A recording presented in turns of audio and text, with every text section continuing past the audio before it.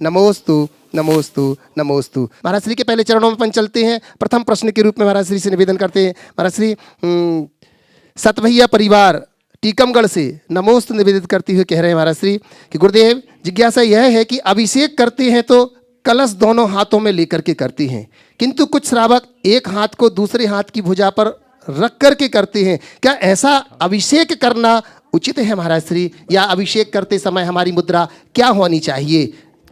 देखिए, अभिषेक जब आप लोग करते हो और एक हाथ में दूसरे हाथ को लगा देते हो, इसका मतलब हम पूरे मनोयोग से इस अभिषेक को संपन्न कर रहे हैं।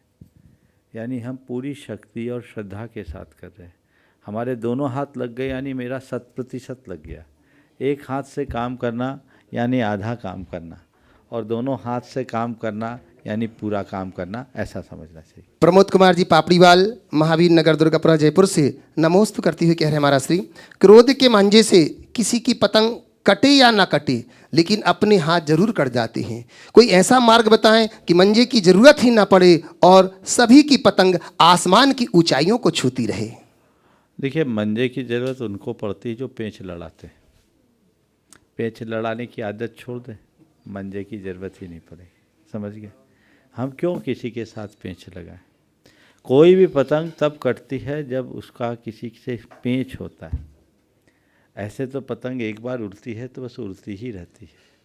हर मनुष्य के साथ ये बहुत बड़ी कठिनाई है कि वह अपनी धुरी में नहीं जीता, वो पेंच लड़ाता है, अपनी धारा का उल्लंघन कर देता है, अपनी सीमा से बाहर आ जाता है, और इसके कारण उसके जीवन में ढेर प्रकार की दुविधाएं प्रकट हो जाती है।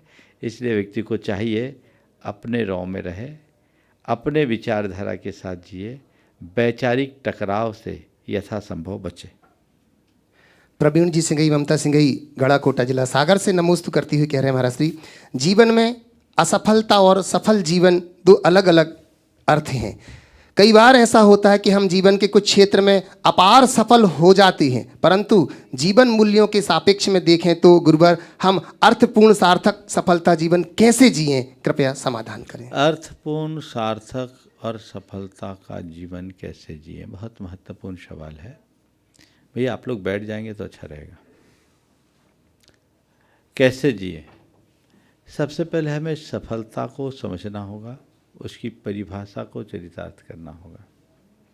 आज के समय में किसी भी सफल व्यक्ति की बात करें तो लोक में ऐसी ही धारणा है, जिस व्यक्ति के पास अच्छा पैसा हो, प्रभाव हो, प्रतिष्ठा हो, पहचान हो, उस व्यक्ति को सफल व्यक्ति के रूप में देखा जाना माना जाता है। हालांकि सफलता के मायने हर व्यक्ति के अलग अलग संदर्भ में अलग अलग है। सफलता की परिभाषा ही यही है कि किसी निर्धारित लक्ष्य की उपलब्धि का नाम सफलता है। जिस व्यक्ति का जैसा लक्ष्य, उसके लिए सफलता का मायना भी वैसा ही। जैसे आप लोग अभी यहाँ शिखर जी आए हो, आज मौसम खराब है, मन सबका खराब, वंदना नहीं हो पा रही, लेकिन जब जिनकी वंदना हो गई, मेरी यात्रा सफल हो गई। जिनने वंदना कर लिया, मेरा जीवन सफल हो गया। माने हमने जो लक्ष्य बनाया, उस लक्ष्य की उपलब्धि को लोग सफलता मानते हैं। होना भी चाहिए, लेकिन मैं सबसे ये कहता हूँ, हमें चरम लक्ष्य की प्राप्ति करनी चाहिए। हमारा लक्ष्य छोटा नहीं, बड़ा होना चाहिए, अंतिम होना चाहिए। अंततः हमारे जीवन का लक्ष्य क्या है, जिसको हम सफलता के रूप में देखते हैं, उसको हमने किसके लिए चुना?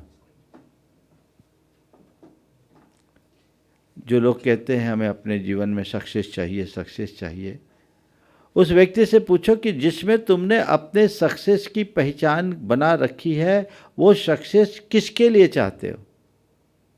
तो अंत में वो ये कहेगा कि सुख शांति से जीने के लिए।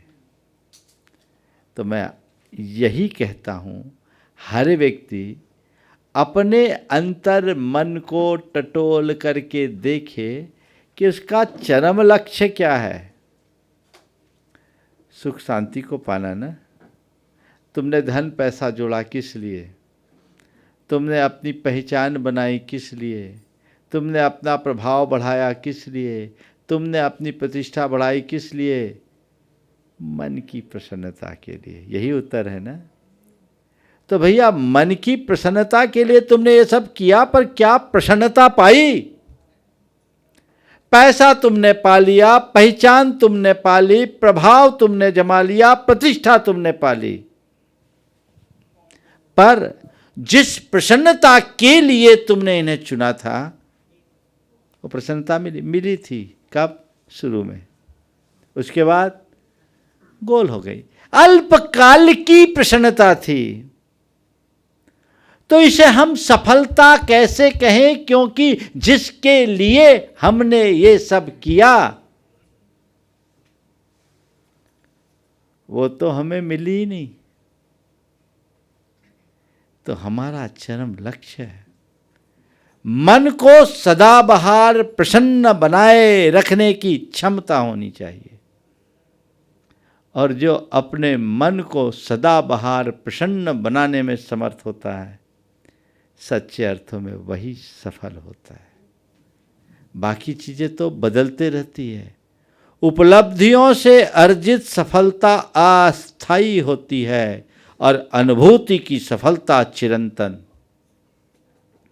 क्योंकि हमारी जितनी भी उपलब्धियां हैं वो एक समय के बाद बेमानी हो जाती है। मनुष्य एक उपलब्धि को अर्जित करने के बाद दूसरी तरफ भागना और देखना शुरू कर देता है, दूसरे के बाद तीसरे, तीसरे के बाद चौथी, सारी जिंदगी दौड़ते रहता है, पहुंचता कहीं नहीं।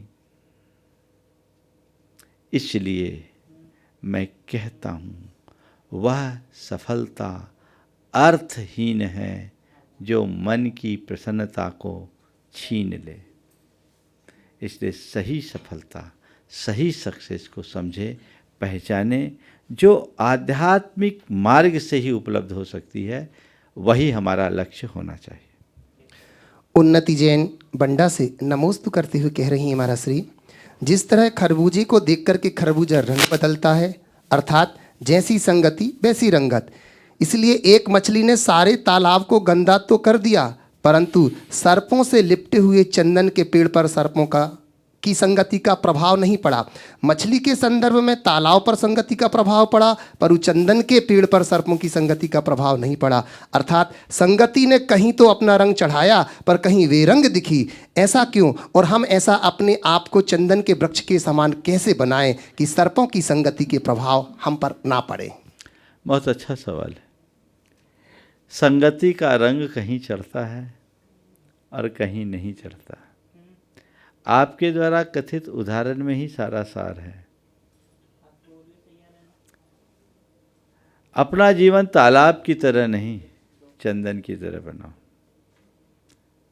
जो व्यक्ति निमित्तों से प्रभावित होते हैं उनके ऊपर संगति का बहुत जबरदस्त असर होता है, लेकिन जो उच्च भूमिका में चले जाते हैं उनके साथ कुछ नहीं। मैं आपके सवाल का उत्तर एक किस्सा से दूंगा। किस्सा क्या, बहुत पुरानी इतिहास की घटना है। दो भिक्षुक भिक्षा के लिए गए। एक जवान था, दूसरा बुजुर्ग। भिक्षा से लौटते समय रास्ते में नदी पड़ती थी, बारिश का दिन था और नदी में बड़ा उफान था। तभी देखा कि एक युवती उस पानी के प्रवाह में बही जा रही है। युवा भिक्षुक से देखा नहीं गया, उसे तैरना आता था।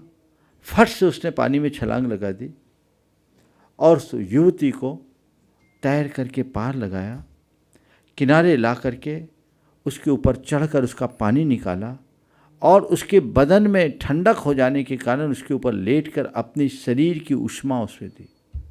उसके शरीर में हरकत हुई, उसमें चेतना लौटी। बुजुर्ग साधु बड़बड़ाना शुरू कर दिया, ये तो गया, ये भ्रष्ट हो गया। युवती को अपने कंधे पे लाया, युवती के ऊपर लेट गया, ये बर्बाद हो गया। उसने उसकी कुछ भी नहीं सुनी। गुरु चरणों में गया, और इससे पहले कि बुजुर्ग साधु कुछ कहे, रास्ते की सारी बातें उसने अपने गुरु से बता दी। गुरुदेव, रास्ते में ऐसे ऐसी घटना घटी और मुझे लगा कि इस युवती को बचाना मेरा धर्म है, मैंने कर दिया, मुझसे कोई गलती हो तो आप मुझे प्रायश्चित दें। तब तक थोड़ी देर बाद वो बुजुर्ग साधु आया, बोलो तो भ्रष्ट हो गया, उसने ऐसा किया वैसा किया। गुरु ने कहा, वो तो उस युवती को उठा करके वहीं छोड़ाया, तू आज भी ला देवे, तू अभी भी ला देवे, प्रायश्चित की दरकार उसे नहीं तुझे। अगले दिन गुरु ने कहा कि आज की भिक्षा उसी युवती के घर से लेना, और ये भिक्षु वही भिक्षु उसके घर से भिक्षा लेने जाएगा जो कल उसे बचाया। ओ बुजुर्ग, ये तो भ्रष्ट हो जाएगा। बोले नहीं, इसे भिक्षा लेकर आने दो, फिर मैं बताऊंगा। वो गया, भिक्षा लेकर आया। सभी भिक्षुकों ने अपने गुरु से पूछा, गुरुदेव, आपने इस युवा साधु को उस भिक्षु के, उस युवती के घर से भिक्षा लेने के लिए भेजा, हम बुजुर्गों को नहीं भेजा, क्यों? आपको डर नहीं था? उन्होंने कहा ठीक है। वहाँ 2 नारियल पड़े थे। उन्होंने बोला इसको फोड़ो। नारियल फोड़ा, पहले नारियल के 2 टुकड़े हो गए। फिर एक दूसरा नारियल था, बोला इसको भी फोड़ो। फोड़ा, साबुत गरीगोला निकला। पहले नारियल के 2 टुकड़े हो गए और दूसरे नारियल का साबुत गरीगोला। गुरु ने पूछा, ये बताओ, इसका रहस्य बता पाओगे? सब के सब आश्चर्यचकित। बोले क्यों बताओ? बोले मालूम है पहला नारियल क्यों टूट गया? पहले नारियल के टुकड़े इसलिए हो गए कि पहला नारियल कच्चा नारियल था और दूसरा नारियल साबुत निकला, क्योंकि वो पक्का नारियल था। तुम सब कच्चे नारियल हो, ये पक्का नारियल है। जो कच्चा नारियल है उसे निमित्त से बचना चाहिए, और जो पक्का नारियल है उसको कुछ नहीं होगा। तो अपने जीवन को चंदन के समान बनाओ। चंदन के समान बनाने का मतलब है घिसे जाने पर भी सुगंधी बांटो। समझ गए? दुख की घड़ी में भी सुगंधी बांटो। ये स्वभाव अपने जीवन में बना लो तो चाहे, एक बात और बताए दे रहा हूँ, सांपों से नहीं बच सकोगे, ये तो बस्ती ही सांपों की है। हर जगह होंगे, वो फुंकारेंगे, पर अपना स्वभाव चंदन जैसा बना लो। जो जितना डंस मारेंगे तुम्हारी उतनी सुगंध बढ़ेगी, तभी अपने जीवन को ऊंचा उठा सकोगे। नितिन जैन बिनौली बागपत से नमोस्तु करते हुए कह रहे हैं, गुरुदेव, ट्रेन के सफ़र में स्टेशन और जीवन के सफ़र में टेंशन आती ही है, लेकिन ट्रेन के सफ़र में हर स्टेशन आने पर तो हम खुश होते हैं, क्योंकि हमें मालूम होता है कि इस स्टेशनों के बाद ही हमें अपनी मंजिल तक पहुंचेंगे। लेकिन जीवन में जरा सा टेंशन आने पर हम बहुत दुखी हो जाते हैं। तो गुरुदेव, मेरी शंका यह है कि जीवन के सफ़र को हम ट्रेन के सफ़र की तरह कैसे बनाएं, कृपया समाधान कीजिए। देखो, बिल्कुल सही है। जैसा इंटेंशन ट्रेन के प्रति रखते हो वैसे ही स्टेशन के प्रति रखते हो, वैसा ही इंटेंशन अगर टेंशन के प्रति रख लो तो सारा काम खत्म। रास्ते में स्टेशन आते हैं, ढेर सारे आते हैं, मतलब के स्टेशन पे उतर जाते हो, बेमतलब की तरफ ध्यान नहीं देते हो। बस जीवन में ढेर सारे निमित्त आते हैं, मतलब की बातों से मतलब रखो, बेमतलब की बातों को नज़रअंदाज कर दो, टेंशन खत्म। टेंशन क्यों आता है? बिना मतलब की बातों में दिमाग लगाना टेंशन का पहला कारण है। काम की बातों का टेंशन कम, बातों का टेंशन ज़्यादा होता है ना? आप अनुभव कीजिए, लोक में जितने भी लोग हैं उनके जीवन में जो टेंशन आता है उसका मूल क्या है? ज़्यादातर बिना मतलब की बातों से टेंशन होता है, काम की बातों से कम। अरे उसने मुझे ऐसा कह दिया, मुझे ऐसा कर दिया, ये कर दिया, वो कर दिया, आप टेंशन करते, सामने वाला तो बोल के निकल गया। इधर हम अपने आप को बचाएं, काम से काम रखने की आदत डालें, पहली बात। दूसरी बात, ओम ओम। दूसरी बात, परिस्थिति और मनस्थिति के मध्य समायोजन बनाने की कला अपनाएं। तनाव तभी होता है जब हम अपनी परिस्थिति और मनस्थिति के मध्य सामंजस्य नहीं बना पाते।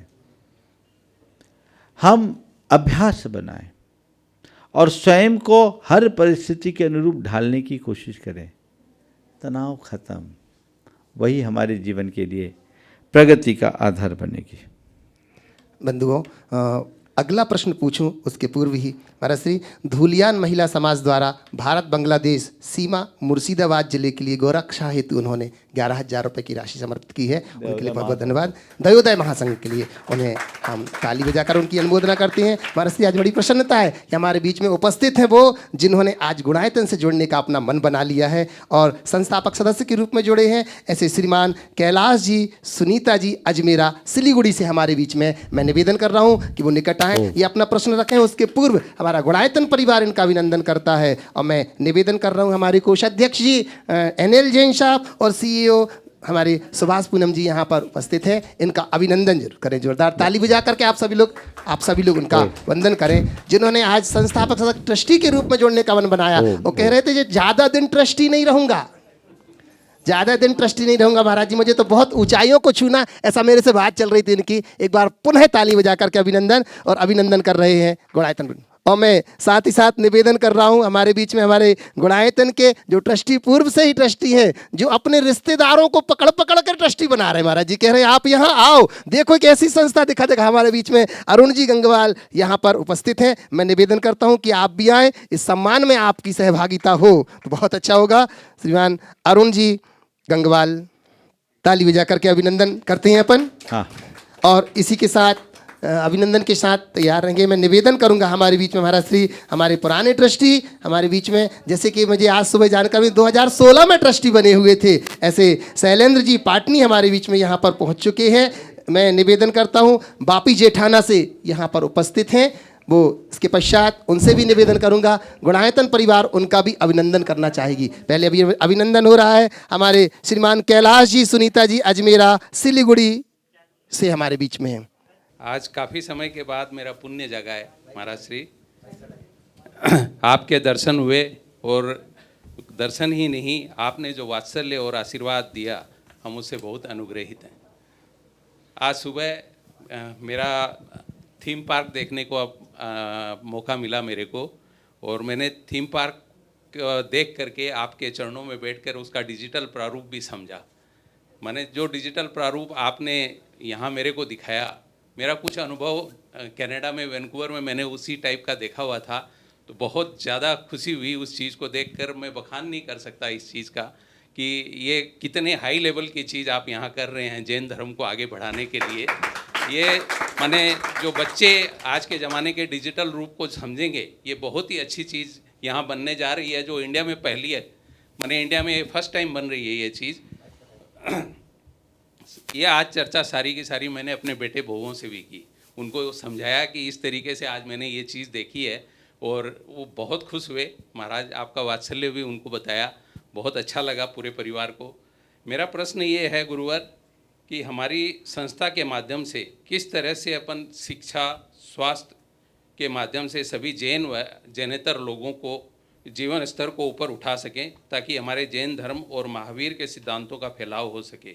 यह सिर्फ आपकी प्रेरणा से ही आगे आ सकता है महाराज श्री, इस पर कुछ। देखिए, बहुत ही अच्छी बात है। सबसे पहली बात तो आप थीम पार्क को देखे हैं, समझे हैं, और आपने जो अभिव्यक्ति दी है वो लोगों को समझने में कारण बनेगी। मुझे सबसे अच्छा ये लगा कि आपने इस सारी बात को अपने बेटे बहू के साथ साझा किया।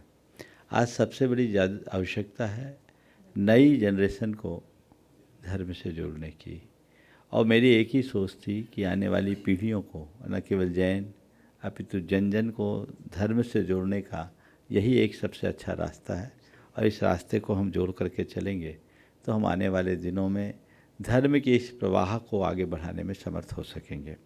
आपने शिक्षा और स्वास्थ्य से संबंधित कार्य करने के लिए आगे आने की बात की है, ज़रूर करना चाहिए। शिक्षा और स्वास्थ्य की बातें हमेशा आती है, मेरे सामने भी बहुत दिनों से कई बार बातें आई, पर शिक्षा और स्वास्थ्य के क्षेत्र में आज की जो दुनिया की स्थिति है बहुत चुनौतीपूर्ण है।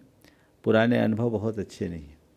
अब एजुकेशन और मेडिकल एक इंडस्ट्री बन गई है, सही बात है, और जहाँ भी इसका संचालन हो रहा है उनके सामने बहुत सारी कठिनाइयों का सामना करना पड़ रहा है। तो इन सब बातों को देख करके बहुत सारी स्थितियाँ आती है और लगता है कि ये बहुत ही कठिनाई भरा काम है और इनको कैसे संपन्न किया जाए सोचना पड़ेगा। हालांकि फिर भी समाज को इस क्षेत्र में आगे आना चाहिए। मैं भी समय समय पर प्रोत्साहित करता रहता हूँ, लेकिन इस संदर्भ में अभी मैं ये कहूँगा, किसी संस्था के साथ एजुकेशन और हेल्थ के सेक्टर में जाकर आप कितनी चैरिटी करेंगे मुझे पता नहीं, पर इंडिविजुअली एज ए इंडस्ट्री इसको शुरू करके लोग चैरिटी कर रहे हैं, वो बहुत अच्छी है। बहुत सारे लोग हैं मेरे संपर्क के जो हेल्थ सेक्टर में और एजुकेशन के क्षेत्र में बहुत अच्छा काम कर रहे हैं, और वो लोग काम कर रहे हैं, वो उनका व्यवसाय है, लेकिन उसके साथ भी समाज की सेवा कर रहे हैं। मुझे लगता है ये वाला मॉडल ज़्यादा प्रैक्टिकल है, इसमें किसी के कोई चंदे की ज़रूरत नहीं। और आज जो लोग जहाँ भी अपनी प्रेरणा से भी खुला है, वहाँ बहुत कठिनाइयाँ आई है।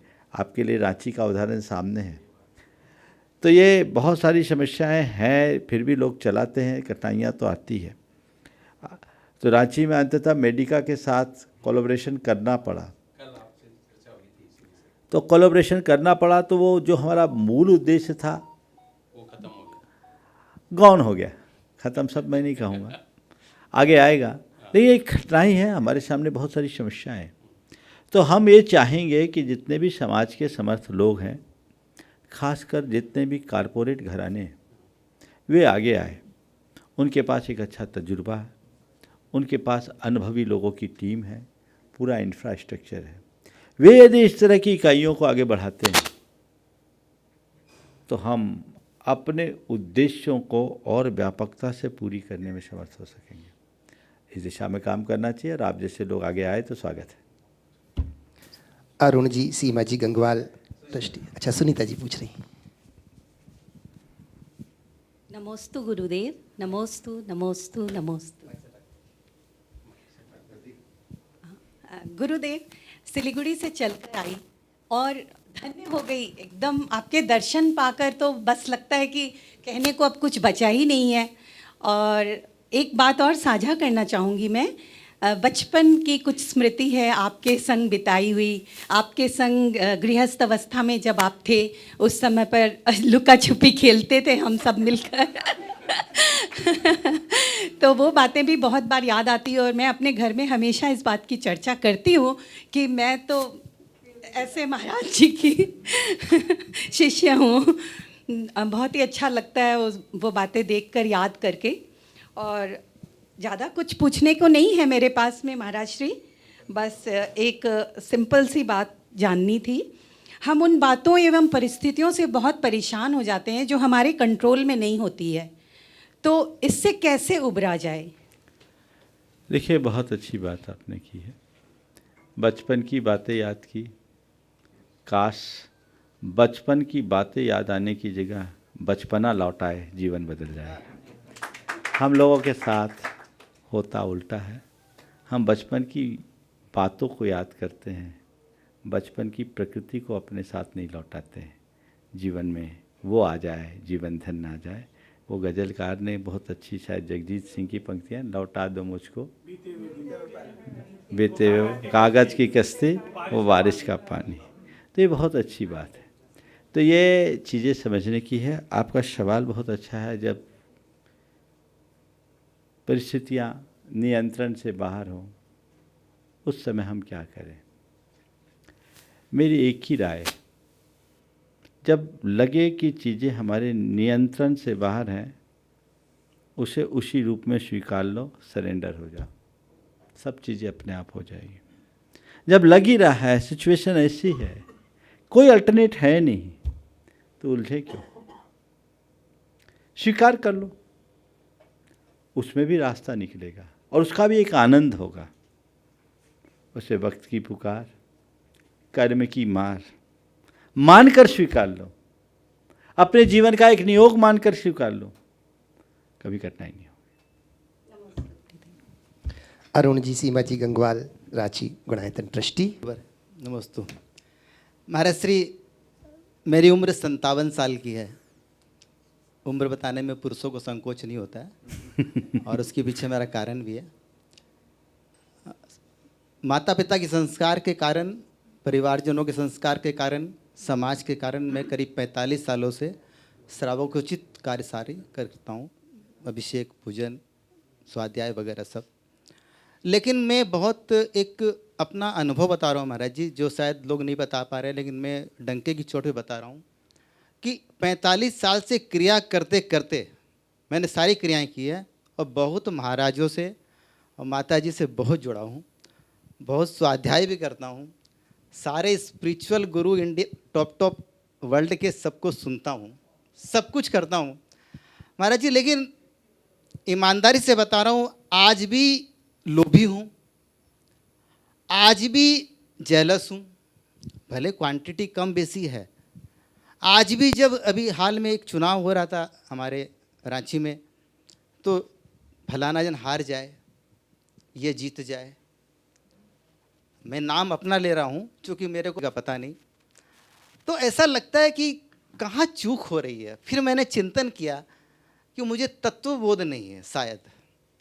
अब तत्वबोध कहाँ से लाऊं? अब सब चीज़ पढ़ रहा हूँ, सबको सुन रहा हूँ, लेकिन फिर भी ये कमी दिख रही है, मुझे बहुत झकझोर देता है और मुझे अपने को लगता है कि मैं कहाँ गलत हूँ। फिर आपको सुनता हूँ, फिर आपकी कुछ ऐसी ऐसी बातों को सुनता हूँ तो कुछ रोंगटे खड़े होते हैं, लेकिन थोड़ी देर के लिए फिर वो मन में धन कमाने की इच्छा, फिर वो जेलसपन, फिर किसी को नीचा गिराने का मौका, ये सब चलते रहता है। कहाँ चूका महाराज जी, बताइए। बहुत अच्छा सवाल आपने किया है और आपने स्वयं को केंद्रित करके सवाल किया है, पर मैं समझता हूँ ये सवाल व्यापक है, हर व्यक्ति के हृदय में कहीं न कहीं इस तरह की बात दिखती है। आज बात बिल्कुल सही है, लोग धर्म को नहीं जानते ऐसी बात नहीं है, धर्म को जानते सब हैं, धर्म की बात भी खूब सुनते हैं, धर्म के प्रति भी रुचि रखते हैं, लेकिन उसे जिस तरीके से उतारना चाहिए वो उतार नहीं पाते। इसकी मूल वजह है कि जो कुछ भी किया जा रहा है वह सब बौद्धिक स्तर पर किया जा रहा है। धर्म जब तक बौद्धिक खुराक के रूप में करोगे ना, वो क्रिया बन के रह जाएगी, लेकिन इसी धर्म को जब अंतस्थल में उतरकर हृदय के स्तर पर करोगे, जीवन के रूपांतरण का आधार बनेगी। तो हमें धर्म की क्रिया का मूलभूत प्रयोजन समझना चाहिए। मैं ये सब क्यों कर रहा हूँ, वो मेरे सामने हो तो ये बातें हावी नहीं होगी।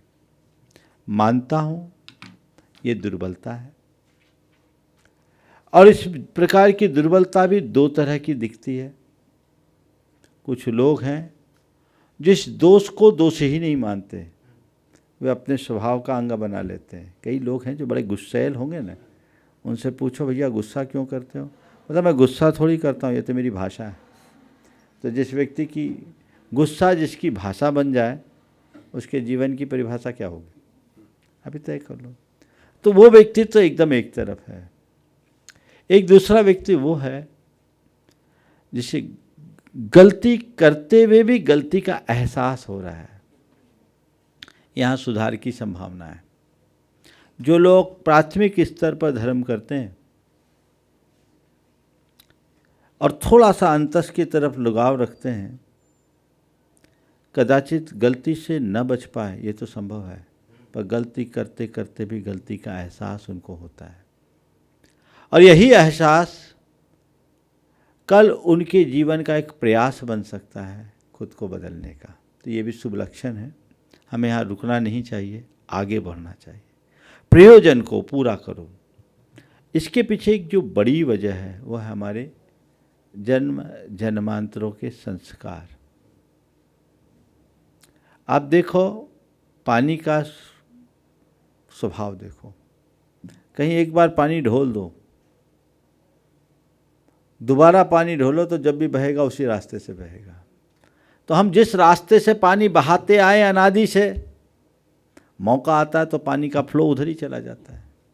इसके लिए फिर क्या करना है, हमें पूरा लैंडस्केपिंग करके पानी का रास्ता बनाना है नया, कि अब पानी वहीं से बहे जहाँ हमको बहाना, और उतना ही बहे जितना हमें बहाना है।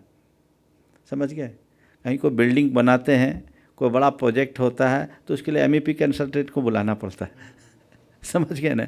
तो वो पूरा उसको ठीक कर देता है तो सब कुछ ठीक है, नहीं तो उसी रॉ में बहता है। तो भीतर की इंजीनियरिंग भी यही कहती है, संस्कारों को बदलिए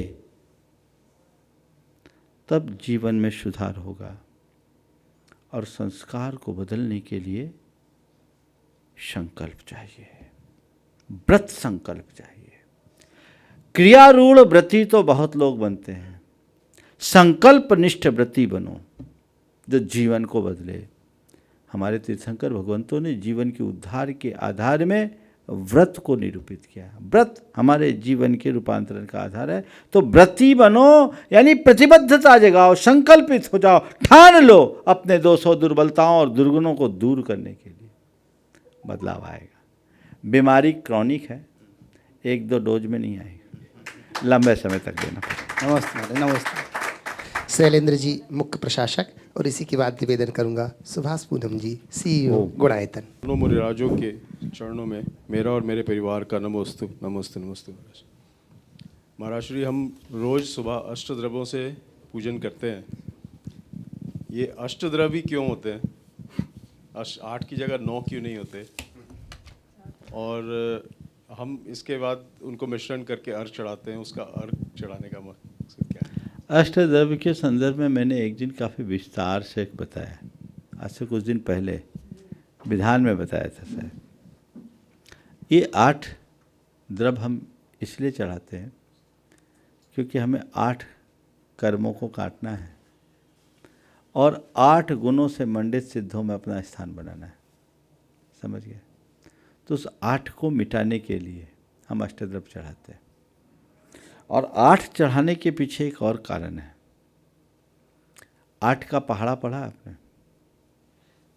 8 एकम, 8 दूनी, 8 तिया, 8 चौके 32। पहाड़ा नहीं पढ़ा रहा हूँ, आपको पता, आप इसका रहस्य बता रहा हूँ।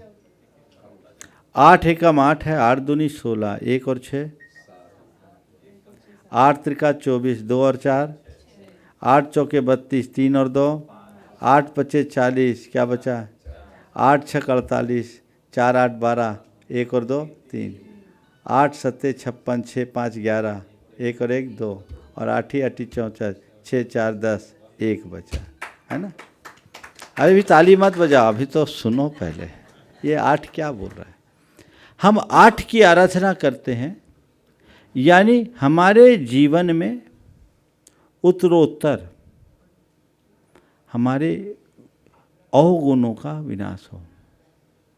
पहले में 8 है तो दूसरे में 7 हो जाए, तीसरे में 6 हो जाए, चौथे में 5 हो जाए, और 5वें में 4, फिर 3, फिर 2, फिर 1, फिर 9 में शेष। समझ गए? तो ये हम 8 इसलिए रखते हैं ताकि हम अपने दोषों को कम कर सकें। और अंत 9 को रखते हैं क्योंकि 9 का पहाड़ा 9 में बना रहता है। प्रभु अब दोष समाप्त हो और मुझ में स्थिरता बनी रहे, आप जैसे शाश्वत धाम को प्राप्त कर सके, इसलिए 9वें क्रम में अर्घ को अर्पित किया जा सकता है। ये समझिए। नमस्ते गुरुदेव। सुभाष पूनम जी CEO गुणायतन, और इसी परम श्रद्धेय मुनिद्वय के चरणों में शत नमन। गुरुदेव, सामाजिक व्यवस्था में परिवार एक बहुत इम्पोर्टेंट यूनिट है, और परिवार की परिभाषा जैसे मैं समझता हूँ कि परिवार उसी को कहते हैं जिसके सदस्यों का लक्ष्य एक ही होता है कि मेरा परिवार अच्छी तरह से बढ़े, परिवार के सभी सदस्य खुश, हंसी खुशी रहे, आनंद मंगल रहे, सभी सदस्य की ये भावना होती है। तो गुरुदेव, धार्मिक संस्था भी एक परिवार की भांति होती है जिसमें सभी सदस्यों का ये लक्ष्य होता है कि मेरी संस्था आगे बढ़े। तो गुरुदेव, ये पारिवारिक भावना को और ज़्यादा कैसे धार्मिक संस्था में बुना जा सके, उसके लिए क्या प्रयास हो? बहुत अच्छा सवाल नहीं, भाव व्यक्त किया है, बिल्कुल ठीक है। परिवार की तरह अगर हमने धार्मिक संस्थाओं को देखना शुरू कर दिया तो मैं समझता हूँ हमारे समाज में किसी तरह की राजनीति बचेगी नहीं। आज लोग परिवार की तरह न देखकर अलग अलग दलों की तरह देखते हैं, इसलिए बढ़ जाते हैं, और जहाँ दल बनते हैं वहाँ दलदल होता है, और जहाँ परिवार होता है वहाँ प्रेम होता है। हमें एक दूसरे से संवाद होना चाहिए, संस्था के उद्देश्यों को समझना चाहिए और संस्था के उद्देश्यों को अपनी सर्वोच्च प्राथमिकता में रखते हुए संस्था के हितों की पूर्ति को अपना लक्ष्य रखना चाहिए और हर व्यक्ति से निकटता के साथ अपना प्रगाढ़तम संबंध स्थापित करना चाहिए। एक दूसरे के पूरक और प्रेरक बनकर के चलना चाहिए। जैसे व्यक्ति अपने परिवारजनों के हितों का ख्याल रखते हैं, उसके सुख दुख का ध्यान रखते हैं, वैसे ही संस्था से संबद्ध हर व्यक्ति के साथ आत्मीयतापूर्ण संवाद रखते हुए उनके सुख दुखों का ध्यान रखें तो बड़ी प्रगाढ़ता आती है। मेरा अनुभव तो ये भी बताता है कि बहुतों को मैंने देखा है कि आपस में इस तरह से धर्म भाव से जुड़ते हैं तो उनका जो पारस्परिक प्रेम है वो रूप ले लेता है जो सगे भाई बहनों में भी नहीं होता। तो ये भी एक बहुत बड़ी बात है। तो आत्मीयता ही स्नेह का आधार है जो निश्चल मन से ही संभव। नमोस्तु गुरुदेव, नमोस्तु। राहुल पाटनी, बारसोई, कोलकाता। सर, गुरुदेव के चरणों में मेरा और मेरे परिवार के तरफ से बारंबार नमोस्तु नमोस्तु नमोस्तु। गुरुदेव, भगवान महावीर, भगवान राम सबके जीवन में बहुत कष्ट आए, लेकिन उन्होंने अपने सारे कष्टों को, संकटों को बहुत आसानी से दूर कर लिया, क्योंकि उनकी शिक्षा दीक्षा ऐसी हुई थी, गुरुकुल में हुई थी, तो उन्होंने अपने संकटों को आसानी से दूर कर लिया। लेकिन आज के इस भौतिक युग में हम अपने बच्चों का लालन पालन कैसे करें कि वो भी अपने आने वाले समय में जो भी उनके जीवन में कोई संकट आए तो वो उसको आसानी से या धैर्यपूर्वक उसको दूर कर सके। देखिए, आपने अपने बच्चों के लालन पालन की बात की। मैं तो कहता हूँ जैसा सांचा होता है वैसा सिक्का ढलता है ना। तो सांचा ठीक होगा तो सिक्का ठीक ढलेगा। हम जो अपेक्षा अपने बच्चों से रखते हैं, सबसे पहले वो आदर्श अपने जीवन में घटित करें। यदि हम खुद कमज़ोर होंगे तो बच्चों से क्या आशा अपेक्षा होगी। तो खुद को अंदर से स्ट्रांग बनाएं। मेरा मानना है परिवार जीवन की पहली पाठशाला है। आज गुरुकुल में शिक्षा भले न मिले, लेकिन परिवार का वातावरण हो और बच्चों को वैसे संस्कार अपने आचरण और व्यवहार से दिए जाए तो जीवन में बहुत बड़ा बदलाव हो सकता है। मेरे संपर्क में बहुत सारे लोग हैं जिनके बच्चे आज बाहर पढ़े, हार्वर्ड तक से पढ़े हुए बच्चे हैं। वो खुद यहाँ रहे, लेकिन आज भी उन बच्चों में संस्कार की वही गूंज दिखाई पड़ती है जो माँ बाप में है। उन्हें उसे ऐसा ढाला। बच्चे अपने माँ बाप को अपना आदर्श मान करके जीते हैं। तो आप अपने आप को बच्चों के सामने इस तरह प्रस्तुत कीजिए कि बच्चे के लिए इस संसार में आपसे बड़ा कोई इंसान ना हो। बहुत कम माँ बाप हैं जिनको ये सौभाग्य मिलता हो, जिनके बच्चे कहते हों कि मेरे पिता, मेरी माँ इस धरती के सर्वश्रेष्ठ इंसानों में हैं। ज़्यादातर तो यही कहते हैं कि मेरा बाप बड़ा खड़ूस है, माँ बड़ी खचड़ी है। ये जो टिप्पणियाँ हैं ये बहुत ही अवांछनीय है, ये नहीं होना चाहिए। तो हमें क्यों नहीं अपना स्थान ऐसा बनाए, ये प्रयास क्यों नहीं करते। अगर ऐसा प्रयास होगा निश्चित बहुत अच्छे परिणाम आएंगे। नमोस्तु गुरुदेव। शैलेंद्र जी पाटनी, वापी, जिठाना से ट्रस्टी। परम आराध्य गुरुदेव के चरणों में शत नमन। गुरुदेव, जब भी लौकिक की तरफ बढ़ते हैं और उसमें कुछ उपलब्धियां हासिल करते हैं तो लगता है कि आध्यात्मिक छूटता जा रहा है, फिर उसको कहीं रोक करके फिर आध्यात्मिक की तरफ बढ़ने की कोशिश करते हैं। तो इनमें बैलेंस कैसे करें। मतलब कहीं ना कहीं ये एक मन में रहता है कि जीवन में अनिश्चितता है, तो कहीं ऐसा ना हो कि दोनों कहीं छूट जावे, मतलब जो चाहते हैं वो नहीं मिल पावे। देखो, लौकिक और आध्यात्मिकता को जब तक अलग अलग करके चलोगे तब तक ऐसी समस्या बनी रहेगी, और दोनों को जब एक सूत्र में पिरो लोगे तो कभी कोई समस्या नहीं होगी। प्रायः लोग ऐसी गलती करते हैं, वो लौकिक जीवन को आध्यात्मिकता से अलग मानते हैं और आध्यात्मिकता को लौकिकता से अलग मानते हैं, जबकि यथार्थ में ऐसा कुछ है ही नहीं। क्योंकि अध्यात्म एक जीवन शैली है जो हमें लोक में रहते हुए भी लोक में डूबने से बचाता है। वो कमल की तरह जीवन जीने की कला सिखाता है। जल में रहो पर जल से अलिप्त रहो। अपनी दृष्टि में परिवर्तन करो। जो कुछ भी करना है करो, पर अंदर की समझ को सुरक्षित रखकर करो। अध्यात्म तुम्हें किसी क्रिया से नहीं रोकता, बस उसमें डूबने से रोकता है, बचाता है। और अध्यात्म की नाव पर सवार हो जाओगे तो कभी डूबोगे भी नहीं। कोशिश करो, अपनी अवधारणा को पहले ठीक करो। हमारे एक आदर्श दिया, एक बहुत अच्छी बात कही, पंक्तियां हैं। रे समदृष्टि जीवड़ा करे कुटुंब प्रतिपाल, अंदर से न्यारा रहे धाय खिलावे बाल। अपना जीवन एक धाय की तरह करो, जियो। एक धाय, धाय समझते हैं ना, जो बच्चों का लालन पालन करती है। आजकल के समय में उनको क्या बोलते हैं, नर्स, आया। तो जो धाय होती थी वो बच्चों का लालन पालन करती थी, अपना दूध भी उसे पिला देती थी। और कई कई बार ऐसा भी हुआ है, कई कई बार ऐसा भी हुआ है कि खुद बच्चे भूल जाते हैं, उनको लगता है ये मेरी माँ है। इतना मातृत्व उड़ेला करती थी। पन्ना धाय की कहानी सबको याद होगी, सुनाऊंगा नहीं। लेकिन धाय अंदर से जानती है ये मेरा बेटा नहीं है, ये मेरा केवल कर्तव्य है, मुझे करना है। इस कला में कहाँ कमी है? तो तुम लौकिक को और आध्यात्मिकता को अलग मत लेकर चलो। मैं एक आध्यात्मिक लोक की तरह जीऊं, अध्यात्म मेरे सोच में प्रतिष्ठित हो जाए तो मेरा व्यवहार अपने आप बदलेगा, करते हुए भी नहीं करने जैसा। हम लोगों ने अध्यात्म को बहुत उथले तरीके से समझा है। हमने आध्यात्मिकता का अर्थ केवल ये सोच लिया, थोड़ा व्रत संयम ले लिया, धर्म ध्यान कर लिया, पूजा पाठ कर लिया, त्याग तपस्या कर लिया, ये अध्यात्म नहीं, ये तो उपासना है, क्रिया है।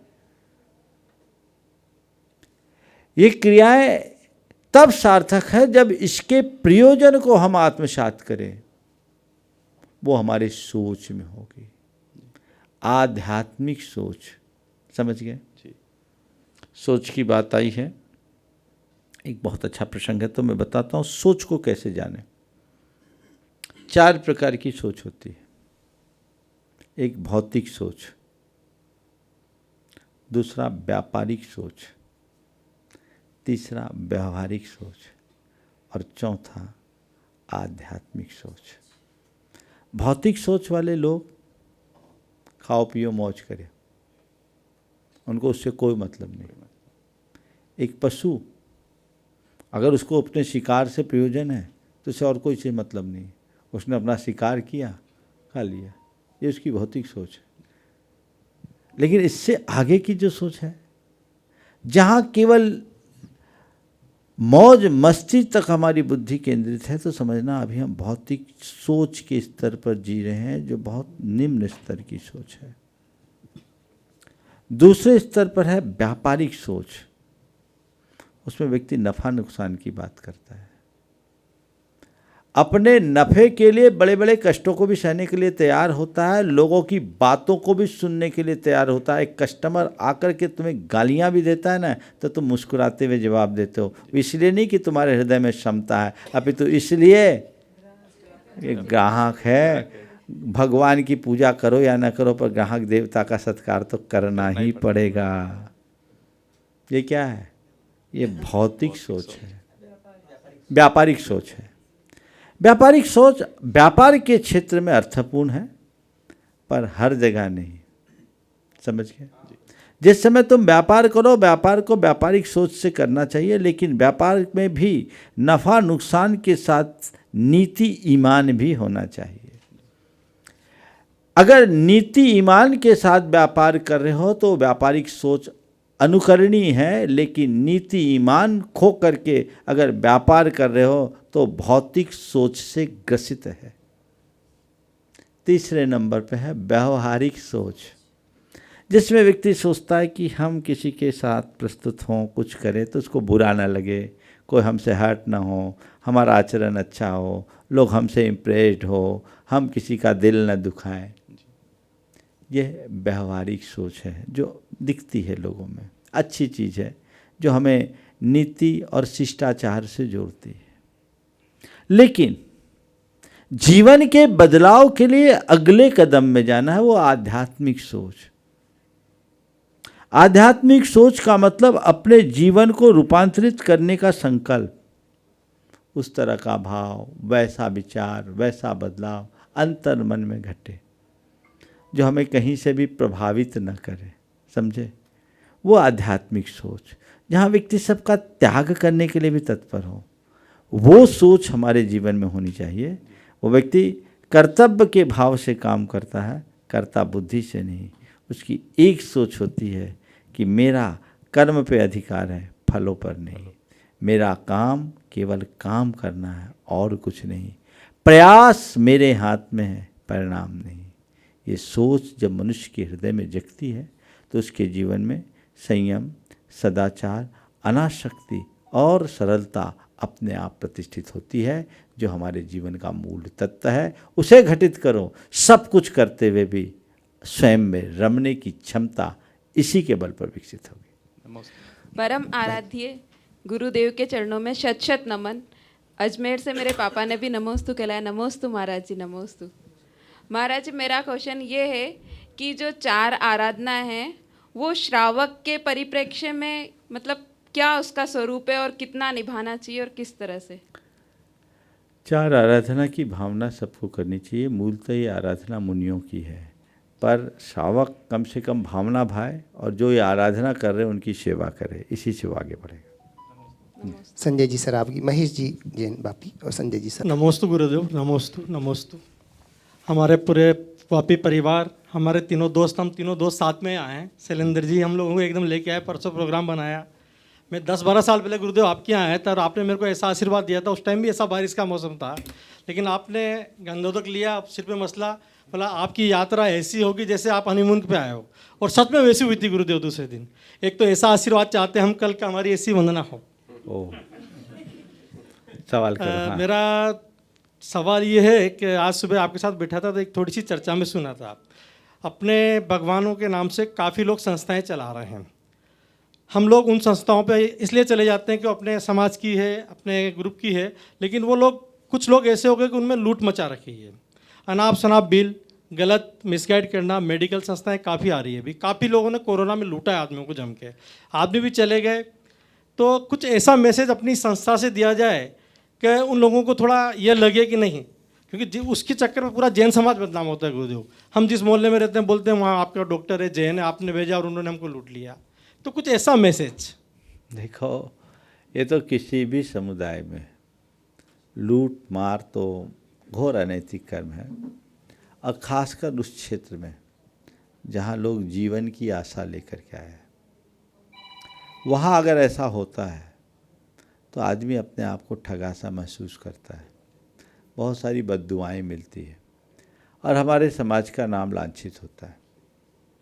मैं तो कहूँगा ये बहुत अच्छी बात है कि जैन लोगों के द्वारा इस तरह के संस्थान चलाए जाते हैं, पर अगर जैनों के द्वारा और उसमें भी हमारे तीर्थंकरों का नाम हो तो कम से कम काम भी दिखना चाहिए और लोगों को इसकी समीक्षा करनी चाहिए। माना ये एक व्यवसाय है, पर व्यवसाय में भी बहुत सारी मानवीय भावना जुड़ी होती है जो जुड़ी रहनी चाहिए।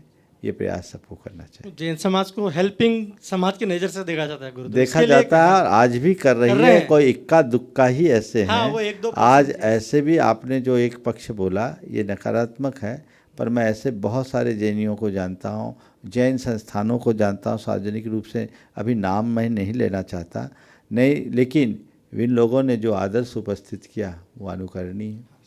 अस्पताल चलाने वालों ने, चिकित्सकों ने अपनी जान हथेली पर रख कर के लोगों की चिकित्सा की, खासकर कोविड के फर्स्ट और सेकेंड वेव के टाइम में अपना कुछ नहीं देखा और लोगों की जान बचाई।